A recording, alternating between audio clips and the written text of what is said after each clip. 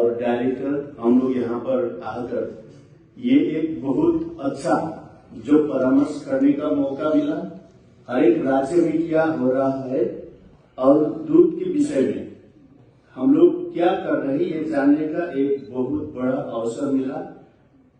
इसके लिए मैं सिक्किम सरकार की तरफ से हमारे अति प्रिय पशुपालन केंद्रीय मंत्री महोदय आपका सारे टीम को बहुत बहुत धन्यवाद देता हूं। आपने बताया कि यहाँ पर जो भारत सरकार ने योजनाएं शुरू की है उसमें क्या फायदा हुआ क्या है इसका थोड़ा उल्लेख करने के लिए आपने बताया।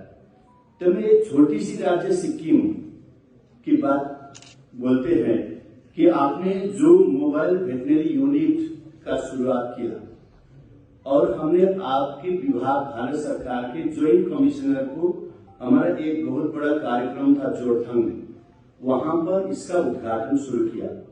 हमारे लिए 6 गाड़ी मिली थी और ये मानव जाति के लिए तो बहुत सारे चिकित्सा हॉस्पिटल सारे चीज है, लेकिन जो पशु दूध देती है वहां से हमको मीट मिलती है, सारा चीज उन्हीं से हमारा निर्वाह होता है।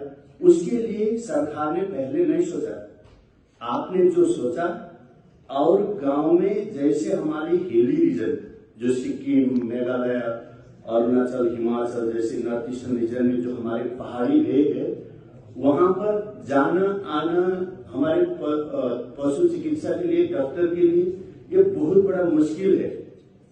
एनिमल हस्बेंड्री में उतना पैसा नहीं है जो सारे ऑफिसर को गाड़ी हो, लेकिन आपने भारत सरकार ने जो मोबाइल वेटनरी यूनिट आपने किया ये हमारे सिक्किम के लिए मैं बोलता हूँ सारा भारत में और जो हमारे हिली रीजन के लिए एक बहुत बड़ा हेल्प हुआ है, ताकि तुरंत हम एक गरीब ग्वाला है उसके पास एक ही गाय है, वो बीमार हो गया, अगर उसका तुरंत वहां पर डॉक्टर पहुंचने से थोड़ा चिकित्सा होने से उसका जिंदगी होता है तो वो एक फार्मर्स का लाइफ जो लाइवलीहुड होता है उसको हेल्प होगा। लेकिन डॉक्टर वहां नहीं पहुंचने से क्या होगा, वो मर जाएगा, उसका गुजारा भी खत्म होगा और उसका नुकसान भी होगा। इसीलिए मैं सरकार को आपके मंत्रालय ने जो मोबाइल वेटनरी यूनिट का शुरू किया इसको मैं बधाई देता हूं, धन्यवाद देता हूं कि हमारे गांव के लोगों का बहुत बड़ा फायदा हुआ है। अभी हमारे 6 गाड़ी 24 आवर्स चलते हैं। 1962 जो टोल फ्री नंबर हम लोग ने रखा है दिया है वो बहुत चलता है और एक अच्छा ये प्रोजेक्ट आप लोग ने किया। मैं सिक्किम सरकार के हमारे मुख्यमंत्री महोदय की तरफ से भी आपको बहुत बहुत धन्यवाद देता हूं। और हम चाहते हैं हमारे जो पहाड़ी इलाके हैं और थोड़ा ज्यादा हम लोग को दे। इस बार जितना सैंक्शन हुआ है तो उसमें हमारा कम से कम 60-70 गाड़ी मिले तो हम लोग को सिक्किम में पशुपालन में हम लोग बहुत सारे काम कर सकते हैं। दूसरा चीज KCC एनिमल हस्बेंड्री जो आप लोग ने स्टार्ट किया, एग्रीकल्चर में मिलता था, अभी AS में जब 1 साल नहीं हुआ कम से कम 2000 फार्मर्स ने इसका फायदा ले रहा है और उसका गुजारा शुरू हो गया। इसके लिए भी मैं भारत सरकार को, आपका मंत्रालय को, सिक्किम सरकार की तरफ से, गांव वासियों की तरफ से बहुत बहुत धन्यवाद देता हूं। एक तो चीज है जो मैंने माननीय मंत्री जी से पहले आपके ऑफिस में भी और क्वार्टर में भी आकर भी हमने एप्लीकेशन भी दिया था, हमारा जो मांग भी किए थे। जैसे सिक्किम में नॉर्थ ईस्टर्न रीजन में अच्छा सा यूनिवर्सिटी हो, पशु चिकित्सा के लिए पढ़ने वाली संस्था नहीं है, तो सिक्किम में अगर हम लोग ने उस बार भी दिया था सेंट्रल वेटनरी यूनिवर्सिटी और कॉलेज हमारे सिक्किम में हो तो नॉर्थ ईस्टर्न रीजन के लिए फायदा होगा। इसके अलावा गांव दूर दराज में वेटनरी सेंटर खोलना जरूरी है, वहां पर मेडिसिन थोड़ा सा छोटा मोटा वहां ऑपरेशन हो, ट्रीटमेंट हो, वैसा डिस्पेंसरी एनिमल हस्बेंड्री का होना जरूरी है हिली रीजन में। इसलिए मैं इसके लिए भी आपको अनुरोध करता हूं। NLM के द्वारा हमारे फार्मर्स को फायदा हो रहा है। जैसे पहले ग्रांट मिलता था पशु गाय देने के लिए, भैंस देने के लिए, पोल्ट्री के लिए पैसा मिलता था इंडिविजुअल, ग्रांट के लिए अभी बंद होगा। लेकिन ऐसा भी फार्मर्स है जिसके पास जमीन नहीं है, लीज में लेकर वो खेती करता है, वो वहां का वोटर है, वहां का रेसिडेंशियल सर्टिफिकेट लेकर बैठा हुआ है, इनका वो फायदा नहीं ले सकते। लेकिन अभी इस जमाने में मैक्सिमम फार्मर्स कौन है? वही लोग जो लोग दूसरा के जमीन को लेकर काम करके चलाते हैं और उसी से प्रोडक्शन होता है।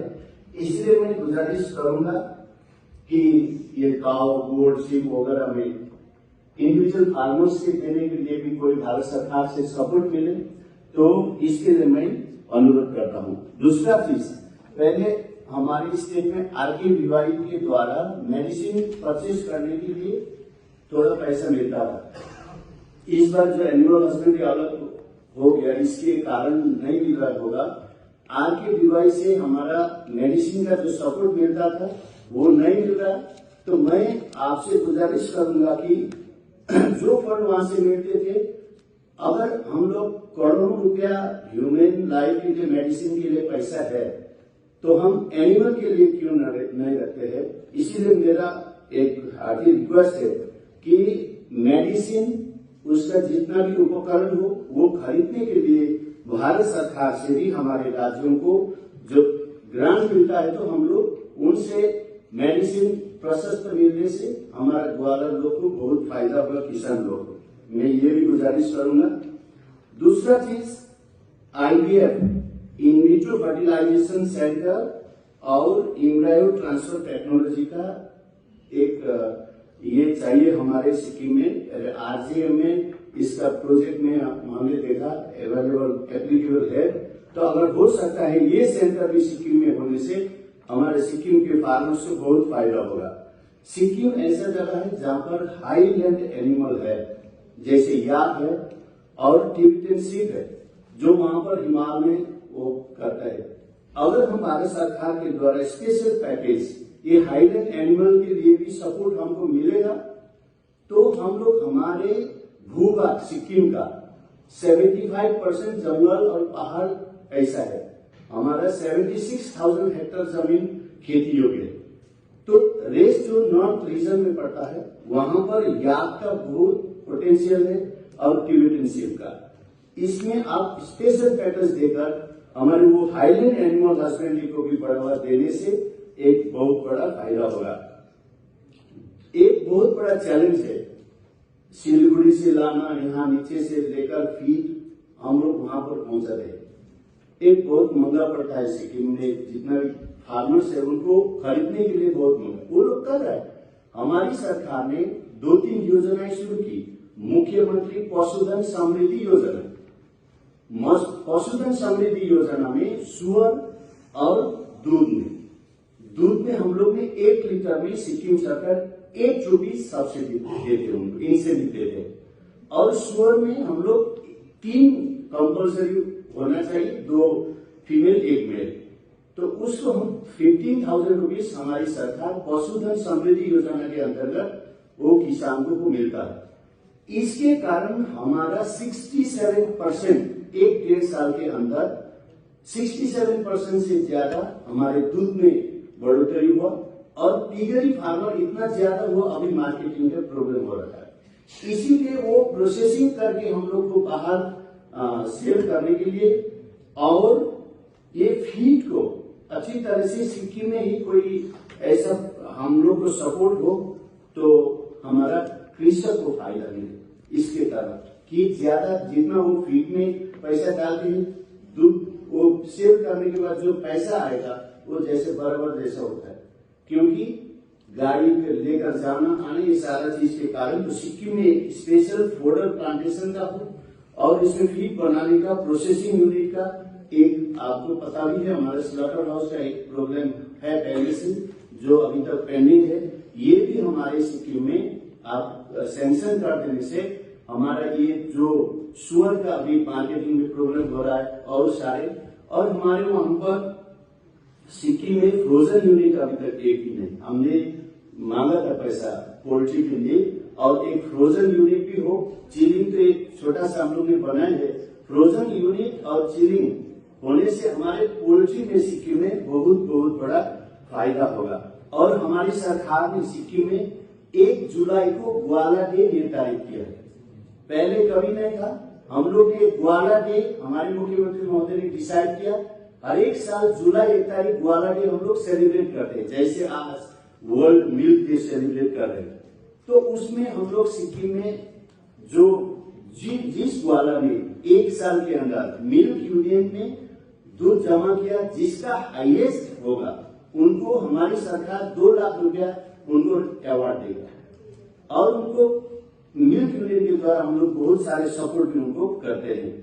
इसी के साथ हमारी सिक्किम सरकार जो पशुपालन विभाग, मत्स्य पालन विभाग में, कृषि में जो मुख्यमंत्री महोदय ने मुख्यमंत्री कृषि आत्मनिर्भर योजना, मुख्यमंत्री पशुधन समृद्धि योजना, मुख्यमंत्री माछा उत्पादन योजना जो शुरू किया, 2-3 साल के अंदर सिक्किम में इतना उछाल आया है, प्रोडक्शन में भी आया है। और फार्मर्स को, और हमारी एक गुजारिश है, आपको मैं लंच टाइम में बुला रही हूँ, अभी इस टाइम हमारे मुख्यमंत्री महोदय ने एक नारा दिया, agriculture and livestock is future, future is livestock and agriculture. ये सही है। अगर हमारे सब नौजवान लोग स्कूल से पढ़ के निकल के सारे बाजार चला गया, खेती किसान छोड़ दिया, तो लास्ट में क्या होगा, खाद्यान्न उत्पादन नहीं होगा तो देश का उन्नति भी नहीं होगा। जितना पैसा हमारे पास है तो क्या करेगा, हमारे पेट में खाने के लिए कुछ नहीं है। तो इसीलिए हमारे स्कूल के लेवल से स्कूल जो स्टूडेंट है उनको एनकरेज करना, भविष्य खेती बाड़ी और पशुपालन है उनको बताने के लिए भी भारत सरकार भी कोशिश करती है स्कूल में भी इसका ट्रेनिंग हो, पढ़ाई हो, ताकि वो पढ़ने के बाद यहाँ भी एक मौका है जहाँ से हम एंटरप्रेन्योर बनेगा, यहाँ भी पैसा नौकरी से ज्यादा मिलेगा। ऐसा सोचने वाला काम हम लोग को करना चाहिए। ये मेरा छोटी राज्य से मेरा छोटा सुझाव है आपको। और मैं भारत सरकार को बहुत धन्यवाद देता हूँ, सारे चीज आप लोग ने दिया है और आगे भी हम लोग बढ़ चढ़ के हमारे पशुपालन, कृषि, मत्स्य पालन जो भी हम काम करने के लिए तैयार है। धन्यवाद।